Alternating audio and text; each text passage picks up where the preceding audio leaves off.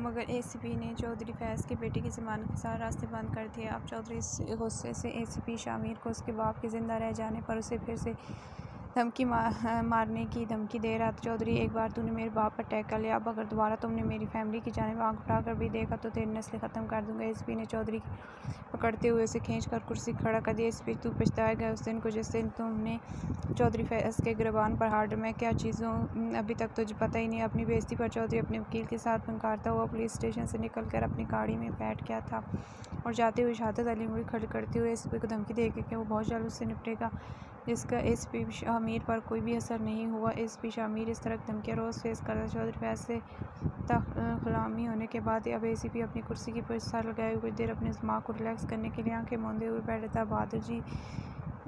बहादुर जिनकी तरफ भाग कर उस एसीपी भी शामिर के पास है, मेरे लिए काफ़ी मंगवाओ। इस बेगैरत चौधरी की फ़िज़ूल बक सुनकर रोने लग गया। शामिर को पुश्त से सर को लगाए हुए आंखें मूंद कर अपने सर को दबा रहा था। उसी ने इसी तरह से आंखें बंद किए हुए ही बहादुर को आवाज़ देकर चाय के लिए कहा था। बहादुर अपने उनको सर पर रख कर भागता हुआ चाय लेने चला गया। बहादुर को एसीपी को सिर्फ बहुत लगता था। शामिर जब खुश होता था पूरा पुलिस स्टेशन आपस में गप्पे मारता हूँ, लेकिन जब उस एसीपी शामिर मुलज़िमों की तफ्तीश करते हुए गुस्से में होता तो इसके कहर के सामने पूरा पुलिस स्टेशन ऐसे चुप होता जैसे सबको सांप सूंघ गया हो। जैसे कि इस वक्त बहादुर के डर के मारे पसीने छूट रहे थे और वो भागते हुए एसीपी के हुक्म में लाने के लिए गया था।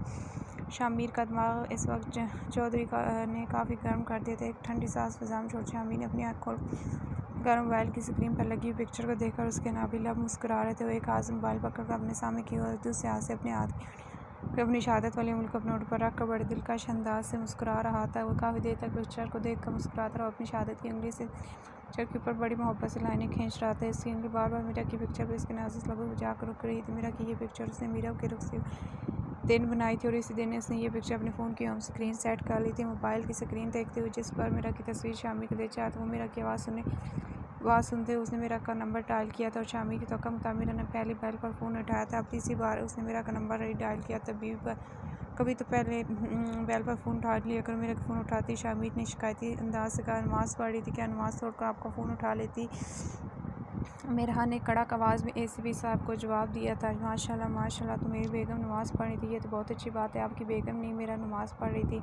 अच्छा जी, शामिर कहकर लगा कर असद जी, मगर मेरी बेगम का नाम भी मीरा है, तो मैं क्या करूँ? उससे मेरी बात करो, वो भी फारिग नहीं है, तो उनसे कहो कि उसके लिए ज़्यादा ज़रूरी काम अपने शौहर से बात करना है, बाकी के काम तो बाद में भी हो सकते हैं। शाबाश, उसको बोलो कि अपने शौहर से बात करे। उसका शौहर से बात करना चाहता है, शौहर तो फारिग है, उसे कोई काम धंधा नहीं, लेकिन मेरा बेचारी को बहुत सारे काम होते हैं, इसलिए मेरा आपसे बात नहीं कर सकती। मैंने तो मेरा से कहा ही नहीं है कि मुझसे बात करें, मैं तो अपनी बीवी से बात करना चाहता हूँ।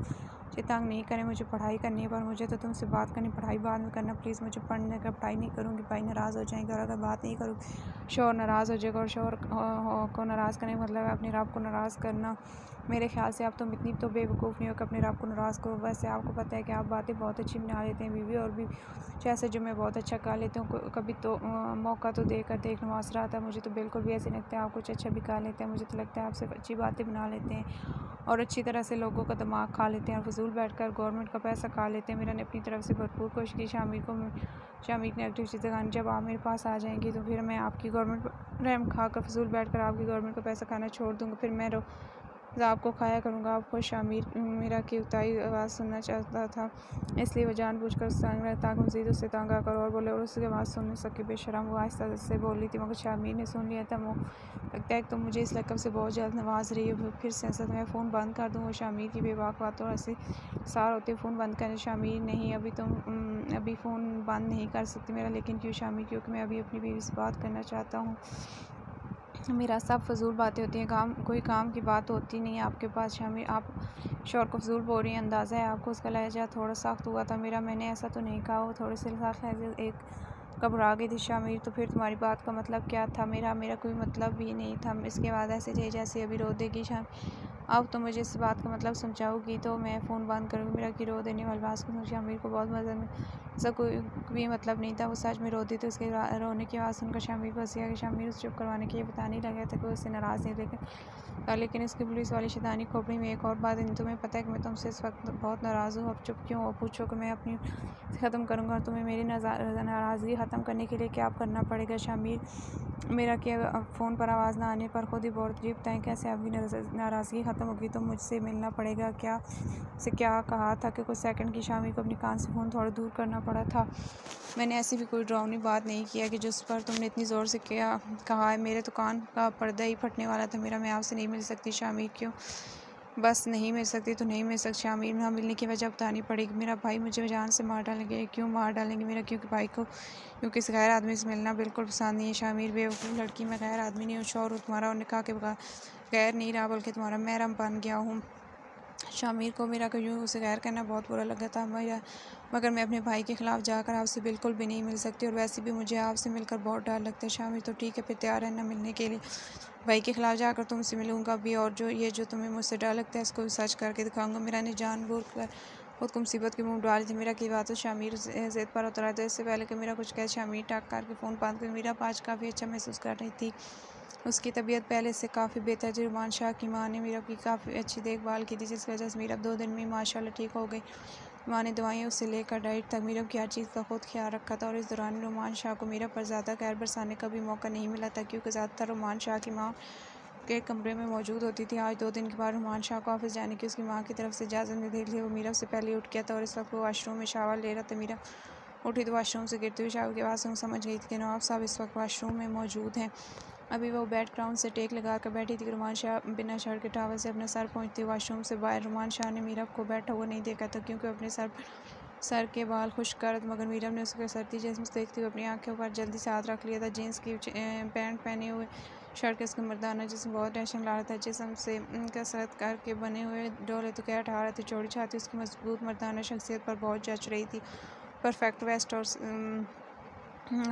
सिक्स पैक देखकर तो वो हॉलीवुड का हीरो लग रहा था। वो तैयार होता था क्योंकि आज उसे 2 दिन बाद ऑफिस जाने की इजाज़त मिली। कहाँ और रुमान शाह एक दिन भी अपने ऑफिस से गैर हाजिर नहीं होता था और कहाँ उसकी अम्मी जान ने बेचारे की 2 छुट्टियां करवा दी थी। इसलिए बेचारा बहुत अफरा-तफरी से तैयार होता कि कहीं वो आज भी ऑफिस से लेट ना हो। जल्दी से उसने अपने कबर्ड से शर्ट निकाली जो उसकी बहुत फेवरेट ओला की शर्ट थी। ये मीरा ने उसे गिफ्ट की थी जिसको रुमान शाह जब भी किसी यहाँ मीटिंग जाता पहन कर जाता हमेशा कामयाब होकर लौटा था। मगर बदकिस्मती से आज उस बेचारे के लिए बिल्कुल भी लकी नहीं था। आज उसकी अहम मीटिंग थी और वो अपनी लकी शर्ट पहनकर जाना ही चाहता लेकिन उसके 2 बटन टूटे हुए थे। रुमान शाह अपनी शर्ट लेकर अपनी माँ के रूम में जाने लगा था कि उसकी नज़र बेड पर आंखों पर और हाथ रखे हुए मीरा पर आलम खुशी से तुम होश में आ गई हो तो आंखों से हाथ हटाओ और मेरी तरफ देखो। पहले आप अपने कपड़े पहनो। लाहौल वाला को तुम अपनी आंखों का इलाज बनाई तो काफ़ी ख़राब है। आपकी शर्ट की बात कर रही हूँ। मीरा शर्मिंदा हुई थी तो फिर ये कहो कि मैं शर्ट पहन लूँ। बेवकूफ़ लड़की को इतना समझ नहीं आता कि शर्ट और कपड़े पहनने में बहुत फ़र्क होता है। तुम्हारी अदाएँ ख़त्म हो गई तो आंखों से हाथ हटाओ। शाह पहले मुझे ये बताएं कि आपने शर्ट पहनी यानी पहली बात ये कि मैंने शर्ट पहन ली और दूसरी बात ये कि अगर मैं कहूँ कि नहीं पहने तो तब भी तुम्हें उठकर मेरी बात सुननी पड़ेगी, समझी? तो शाह गुस्से से बोला था। इसकी आवाज़ मीरा को कानों में गूंजी। उसने फ़ौरन से पहले अपने हाथ आंखों से हटा ली। मीरा अपनी आंखों से हटा तो माशाह अपनी ब्लैक कलर की शर्ट पहने खड़े तो उसके कुछ बटन बंद थे और कुछ खुले थे। जीन्स के ऊपर उसने ब्लैक कलर की शर्ट पहन रखी थी।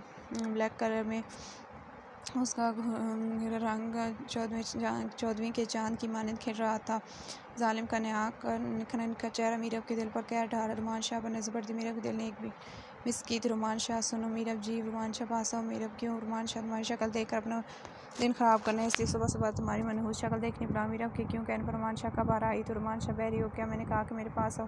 बात दोहराने की आदमी हुई मीरब पर पूरी तरह से खत्म। मीरब रुमान शाह के गुस्से वाले दार से डर का गई थी। जल्दी से बैठ से नीचे उतरी। इतने नंगे पैर ही चलती रुमान शाह के पास आई थी। दूर पर ही रुक कर गई। उससे आगे जाने की उसकी हिम्मत नहीं होती। रुमान शाह इस वक्त वो जंगली शेर लगता है जिसे देखकर बेचारी सहमी हुई को बहुत डाल सुनाई नहीं दिया। मैंने कहा मेरे पास आओ। वो बहुत ज़ोर चीखा। रुमान शाह की गिरफ्त से मीरब के हाथों में सीने आने जी वो रुमान शाह से डरती उसके पास आकर जी बोल। रुमान शाह मेरी शर्ट का बटन टूट गया, लगाओ। मीरब शाह मुझे बटन लगाना नहीं आता। वो बहुत कम आवाज़ आती है चलते हुए शर्मिंदा सी हो बोल। बटन लगाना नहीं आता मगर इश्क लड़ना आता है। वो एटीट्यूड के साथ मीरब पर नजरें गाड़। मीरब शाह प्लीज़ ताने ना दे, मैं सीख लूँगी। मैं गोद नहीं लिया जो तुम्हें सीखने के मौके फराहम करता फिर अभी कि अभी मेरी शर्ट का बटन लगाओ।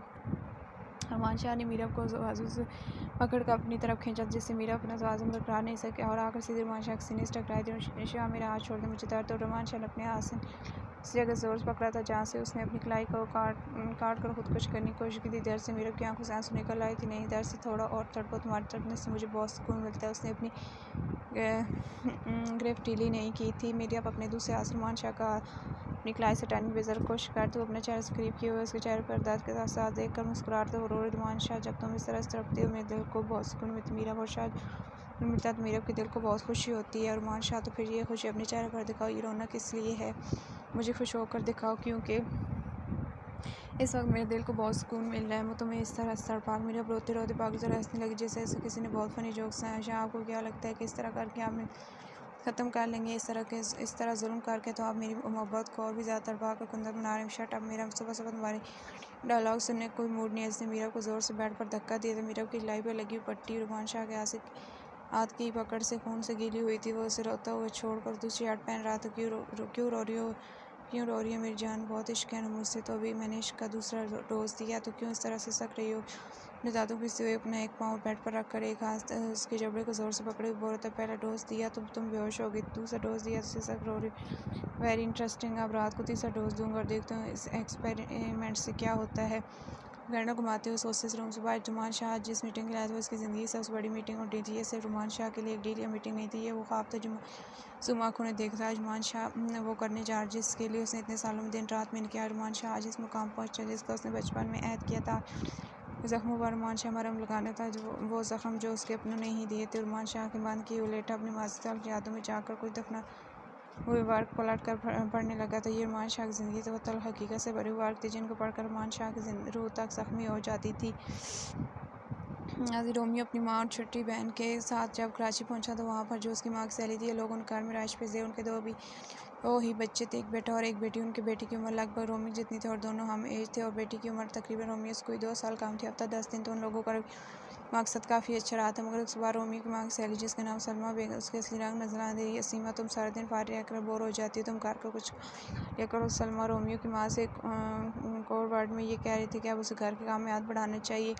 अम्मी तो बीमार रहती हैं आंटी, इनसे काम तो नहीं होगा। रोमियो बेटा तुम चुप करो, मैं काम कर लूँगी, अब इतनी भी बीमार नहीं। रोमियो की माँ ने रोमियो को इसलिए चुप करवा दिया था क्योंकि वो सलमा पहले ही समझ चुकी थी। अब सलमा बेगम अक्सर घर का काम रोमियो की माँ से करवाने लगी थी, जो कि रोमियो को बिल्कुल अच्छा नहीं लगता। एक तो रोमियो की माँ वैसे बीमार रहती थी, ऊपर से घर के सारे काम करके वो और भी निढाल हो जाती थी। अम्मी, आप इनके घर के काम नहीं किया कर, मुझे बिल्कुल अच्छा नहीं लगता। अम्मी, आप यूँ नौकरों की तरह सारे घर का काम करती। रोमियो अपनी सारे दिन की थकी हुई माँ अपनी माँ को में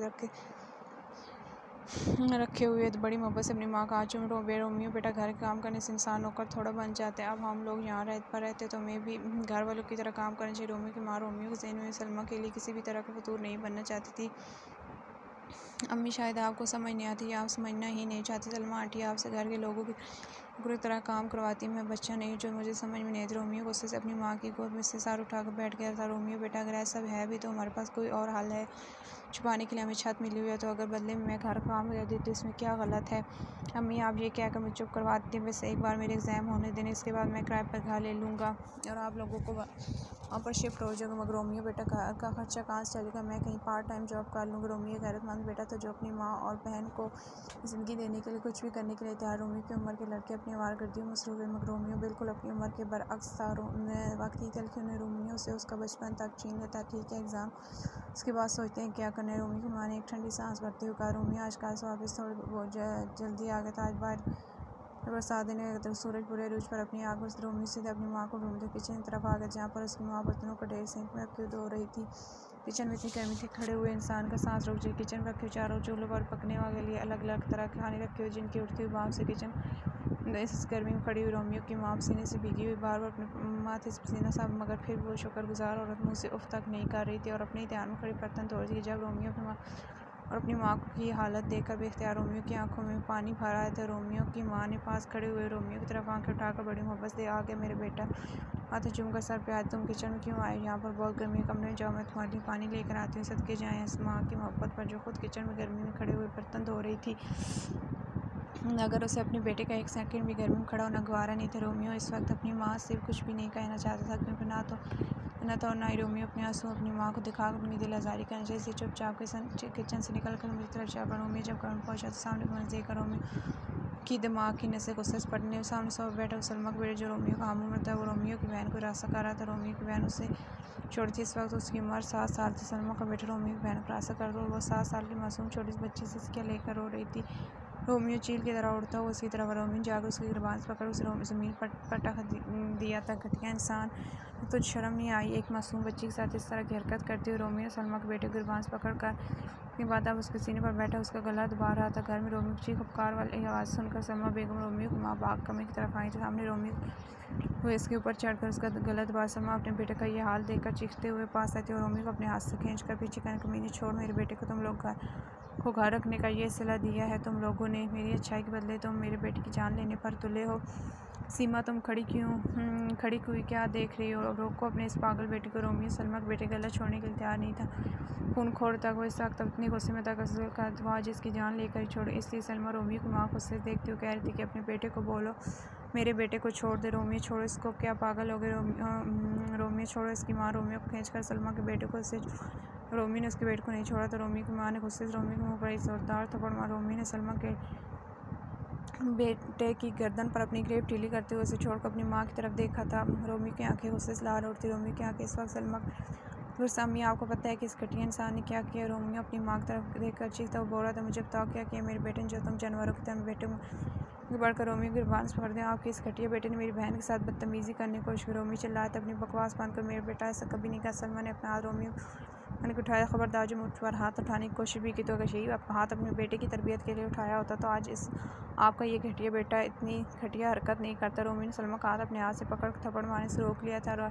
जो मेरे घर से बहुत अच्छा सिला दिया तुम लोगों ने मेरी अच्छाई का। सलमा बेगम रोमियो की माँ की तरफ देखकर ताना मार रही थी, जा रहे हैं हम ऐसे पर रुकने का कोई शौक जहाँ पर किसी की इज्जत यूँ पामाल किए जाए। और रही आपके इस बेटे की बात तो इसको ज़िंदगी पर एक बार मैं दोबारा ज़रूर मिलूँगा। मैं इतनी आसानी से अपनी बहन की तौहीन ना भूलूँगा और ना इस घटिया इंसान को भूलने दूँगा। रुमान शाह ने उसके बेटे की तरफ देखते हुए कहा तो रोमियो को गुस्से वाले जलाली रूप देकर, सलमा का बेटा तो कमरे से दफ़ा हो चुका था। हाँ देख लेना मेरे बेटे को, पहले अपनी माँ और बहन की जिद पूरी कर लो। औकात तो अपनी माँ और बहन को लेकर कहीं रहने तक की नहीं है, रोटी तक तो उनकी पूरी तुम नहीं कर सकते। हमारे टुकड़ों पड़ के हमें यहीं आँखें दिखा रहे हो। उस खड़े अल्फाज रोमियो को तौहीन की थी। रोमियो की माँ रोमियो का गुस्सा देखकर बहुत डरती क्योंकि रोमियो को इतने गुस्से में आज पहली बार उसकी माँ ने रोमियो की आंखों में इस वक्त खून उतरा हुआ था। चलें अम्मी आप मेरे साथ, अपनी माँ की इजाज़त दी, अपनी माँ पर अपना हुक्म साथे। इसकी माँ चुपचाप उससे आज चाहती क्योंकि इस वक्त उसका बेटा गलत नहीं था। रोमियो इस वक्त अपनी माँ और अपनी सास वाला बहन को गोद में उठाए हुए सलमा से निकल आया था। बिना ये सोचे वो क्या करेगा, कहाँ रहेगा। उसने अपनी माँ से अपनी बहन के ज़ेवरात में कुछ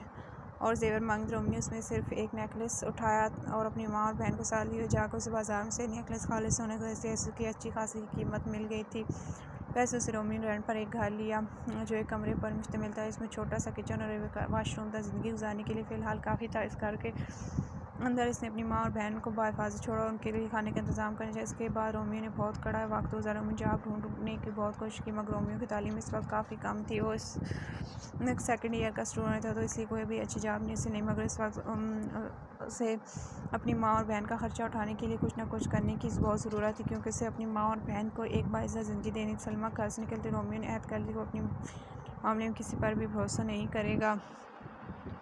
वो अपनी बहन को हर घटिया नज़र से बचा कर उसने अपने दिल से याद किया अगर गर्म हवा भी चलेगी तो उसे उसकी बहन तक पहुंचने के लिए पहले रोमियो से होकर गुजरना पड़ेगा। रोमियो को जब कोई काम न मिला उसने पढ़ाई के बाद होटल पर काम करना जहाँ से वो अपने घर का खर्चा उठाने के काबिल तो मगर होटल के मालिक बड़ा ही घटिया सब वो बहुत ही बदतमीज़ी वाली ज़बान और ग्राहकों के सामने हमेशा रोमियो को जलील करता रहता मगर रोमियो सब कुछ चुपचाप बर्दाश्त कर क्योंकि वो काम को छोड़ कर नहीं जाना चाहिए। उसने अपने दिल में याद किया जो भी दुनिया की सख्ती है वो रोमियो खुद बर्दाश्त कर अपनी माँ और बहन को एक बाहिफाज़त ज़िंदगी देगा।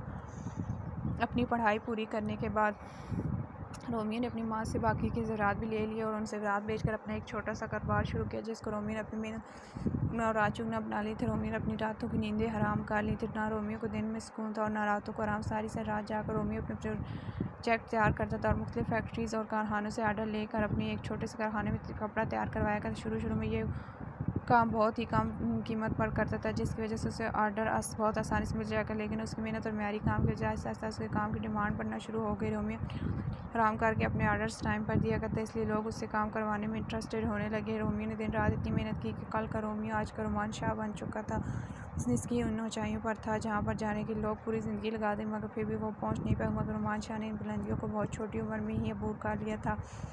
कल का रोमियो लाइन में खड़ा होकर घंटों लोगों के दफातर के आगे मिलने के लिए एक ऑर्डर्स लेने के लिए खड़े थे मगर आज के रुमान शाह से मिलने के लिए लोग महीनों नहीं सालों इंतज़ार करते थे। रुमान शाह का एक साइन लेने के लिए लोग कई दिन इंतज़ार करते, इससे डील करने के लोग तरसते थे। कल जिस रोमियो कोई मुंह नहीं लगाता, आज लोग रोमान शाह से मिलने के लिए तरसते थे। कल का रोमियो जिसके मुंह पर बड़ी आसानी से थप्पड़ मार दी जाए, आज का रोमान शाह उन थप्पड़ों को अपने सीने के अंदर फौलाद बन चुका था। आज रोमान शाह वो आग था जिसके नज़दीक आने वाला हर दुश्मन जलकर भस्म हो जाता। आज के रोमान शाह की इतनी पहुंच थी कि बड़ी बड़ी हस्तियां झुक कर रोमान शाह को सलाम करती थी। कल जिस रोमियो को कोई पास उठाना गवारा नहीं करता, आज के रोमान शाह की पहुंच और आईजी तक थी। कल जिस रोमियो को उसके से बेदखल करके उस घर से निकाल दिया और वो लावर से गुजरा लोगों को घर पर आने में, आज उस रोमियो का बिजनेस रोमान शाह 10 मुल्कों के अंदर फैला हुआ था। रोमियो का असल नाम रोमान शाह था, मगर उस बाबत तबरेज़ अली शाह उसे प्यार से रोमियो कहकर बुलाया करते थे, इसलिए उसका नाम रोमियो ही मशहूर हो गया। मगर जब उसने बिजनेस दुनिया में अपना कदम रखा था, उसने अपने असल नाम को ही जागा किया था। रोमान शाह का बाहर के मालिक में पहला बिजनेस बहुत ही ज़बरदस्त था, जिसकी वजह से बाहर के मालिक में उसके इतने अच्छे ताल्लुकात थे कि वो यहाँ किसी का भी काम तमाम करवा सकता है, जिससे रोमियो को गरीब और नौकर कहकर मैं धुतकार देता। आज वो रोमान शाह बनकर लड़कियों का क्रश बन चुका था। आज का रोमान शाह जहाँ से भी गुजरता था, लोग उसे देखे बिना नहीं रह सकते थे। कल जिस रोमियो को उसके ताया ने और चचा उसने उसकी जायदाद से बेदखल करके निकाल दिया, आज रोमान शाह के पास इतनी दौलत और जायदाद थी कि वो चाहता था उनका सब कुछ खरीद सकता था। वक्त बदलते देने लगी कहावत रोमियो को रोमान शाह तक बनने का सफ़र देख कर हो गई थी। रोमान शाह भी पता नहीं कितनी देर अपनी माजी की तल्ख यादों को याद करता हुआ आंखें बंद किए, लेकिन रोमान शाह के सेक्रेटरी दावा ने आकर सुनाया था उसे मिलने शाह आया है। सर अवैध शाह आपसे मिलने के लिए पिछले 10 दिन से लगातार आ रहा है और सर पर मेरी औकात तो नहीं है पूछने की, मैं पूछना था आप उनसे क्यों नहीं मिलते। और रोमान शाह के सेक्रेटरी दावा जाने का बहुत अच्छा दिलावर पहली बात हुई है कि आज के बाद तुम्हारी औकात नहीं है, इंसान अपनी औकात खुद बनाते हैं। रोमान शाह को दिलावर का ये कहना रोमियो की याद ला गया और रही बात अवैध शाह से मिलना मिल गई तो उसे बहुत सारे हिसाब, जिसकी वजह से वो अभी तक मेरी मुलाकात के अहल नहीं है। मेरा गहरी नींद सोई हुई थी, उसने लाइट सूट पहन रखा था, उसने प्लेन लूज फ्रॉक को उसने नाइट सूट का नाम दे रखा था। अब वो ज़्यादातर सोते हुए इस तरह की कैजुअल सी सिल्क की फ्रॉक पहना करती है। आज भी वो ब्लैक कलर की लूज पहने हुए गहरी नींद में सोई, खुले बाल उसके आधे चेहरे को ढांपे हुए थे, उसका खूबसूरत चेहरा बालों में छुपा हुआ ऐसे मंजर पेश कर जैसे चमकता हुआ चाँद। कि तो मेरा की सर्दी ज़रूर से ज़्यादा ही लगती, इसलिए वो अपने बिस्तर में दबा कर सोई थी। आम टीम में तो मेरा अपना मुँह कंबल के अंदर घुसा सकती, लेकिन जब गहरी नींद में हो जाती मेरे को अक्सर अपने कंबल का कोई अता पता नहीं रहता। अक्सर मेरा की ईशा की नमाज़ पढ़ने के बाद मेरा की रूम का चक्कर ज़रूर लगाया करती थी, क्योंकि मेरा बीबी को सोते हुए कंबल लेने का होश नहीं रहता था। अक्सर वो इस तरह से लिया करती थी, सोते हुए कंबल फर्श पर गिर जाता और मेरा बीबी सारी रात गहरी नींद में बिस्तर पर वैसे ही पड़ी रहती थी और सुबह उठकर मैडम का नाक गला सर्दी से बंद हो जाता। इसलिए मेरा कि अम्मी ईशा की नमाज़ के बाद अपनी तसल्ली के लिए एक बार ज़रूर आकर मेरा कि रूम का चक्कर लगाकर उसका कंबल अच्छी तरह सेट करके जाया करती थी। जाग रही होती तो फिर उसकी अम्मी से ताकीद करके जाती कि मेरा सोते हुए अपने कंबल का ख्याल रखना, सर्दी मत लगवान, जिसका मेरा हमेशा ये अम्मी जान मैं तो अपने कंबल का ख्याल रखती हूँ, पता नहीं कैसे गिर जाता है। और मेरा कि अम्मी अक्सर हंसती हूँ कहा कि मुझे लगता है तुम्हारे कंबल को पाँव लगे हुए हैं जिनसे जलकर कंबल फर्श पर आ जाता है। आज मेरा कोई टेस्ट नहीं था, तो इसलिए मेरा टाइम से ईशा की नमाज़ अदा करने के बाद अपने कंबल में घुस कर सो चुकी थी, इस बात से बेखबर कि कोई उसकी नींद में खलल डालने में शामिल। पिछले 10 मिनट से मेरा के पास बेड पर बैठा हुआ उसके मासूम चेहरे पर बच्चों सी मासूमियत और पाकीज़गी थी। मेरा के चेहरे पर इतनी मासूमियत और पाकीज़गी वजह से रोमान शाह था, और जिसने उस हादसे के बाद अपनी बहन चाह कर रखा था। वो अपनी बहन के मामले किसी पर भी भरोसा नहीं करता, हर जगह साया बनकर वो मेरा साथ रहता है। मेरा को हर जगह जाने की इजाज़त नहीं, इसलिए मेरा से बहुत दूर और बहुत मासूम थी, और उसकी यही मासूमियत शामिर के दिल में घर करके शामिर मेरा के पास लेटने वाले अंदाज बैठा हुआ था। वो बेड पर अपनी कोने के सहारे बैठा हुआ बहुत ही गहरी नज़र से देख रहा था। वो मेरा बड़े मोहब्बत भरी नज़र से देख रहा था कि मेरा ने गहरी नींद में ही करवट उसकी तरफ लेती अपना हाथ उसकी कमर में डाल कर अपना मुँह उसके सीने में छुपा लिया था। मेरा गहरी नींद से उसे कुछ पता नहीं, मगर शामिर का दिल 100 की स्पीड पकड़ चुका था। इस भी शामिर जिसके डर से दुश्मनों के दिल रखते हैं, इस वक्त बेचारा खुद किसी मुजरिम की तरह अपनी सांसें रोक के लेटा था। अभी भी इतना ज़ालिम मत करो अपने बेचारे शोहर पर, मैं बस तुम्हें पास देखने अपनी मिल्कियत को महसूस करने के लिए, मगर तुम इतना करीब आकर मेरे सब्र का इम्तिहान मत लो। एसीबी को तुम्हारा मासूम हुस्न बहका रहा है। शामिर कान में सरगोशी की, जिससे मेरा नींद से आँख खुल गई थी, और शामिर को खुद के इतना नज़दीक देखकर वो घबरा कर उठने लगी कि शामिर ने अपना हाथ उसके सकते हुए उसे उठने से रोक किया था। आप यहाँ क्या कर रहे हैं? वो फटी फटी आँखों से शामिर को खुद के इतने करीब देखकर सिमटती हुई अटक से इतना ही बोल पाई, आया तो आपसे मिलता है, आपको देखने का बहुत दिल था, मगर एसीबी के जान मुझे तो तुम्हारे इरादे से कहीं ज़्यादा भी लग रहे हैं। मरते हुए मेरा की कमर में हाथ डालकर उस खुद के करीब और कॉलेज प्लीज़ जाए यहाँ से, अगर भाई देख ले तो मेरी जान लेने के बचेंगे आप भी नहीं। भाई के हाथ से मेरा अपने भाई से डरती हुई खुद तो डर रही थी, साथ में इस भी शामिर को भी धमकी देकर डरा। पहली बार तो रात के इस पैर तुम्हारे भाई गधे घोड़े बेचकर सो रहा, और दूसरी बात मैं सिक्योरिटी का बहुत ख्याल रखते हुए तुम्हारे कमरे तक पहुंचा हूँ। शानी हो एक पुलिस वाला मुझे घात लगाना बहुत अच्छी तरह से आता है। और तीसरी बात मैं तुम्हारे भाई से डरता नहीं, अगर देख लेगा तो देख ले, अपनी बीवी से मिलने आया, कानूनी और इस्लामी तौर पर तो मेरी और तुमसे मिलने की पूरी अथॉरिटी है मेरे पास। जब तक मैं यहाँ पर हूँ तुम्हारे मुंह पर तुम्हारे भाई का नाम नहीं आना चाहिए। हर वक्त तुम्हारे दरमियान अपने भाई को सीखना ज़रूरी नहीं है। वो मेरा होंठ पर उंगली रखते फुल स्टॉप लगा चुका। मेरा शामिर को अपने इतने नज़दीक पाकर अपने दिल की धड़कनों को काबू नहीं कर पा रही। शामिर के जिस्म से हटती हुई मर्दाना परफ्यूम की अब मैं से एहसास से दो चार कर रही थी। प्लीज़ चले जाएँ, मुझे पता है कि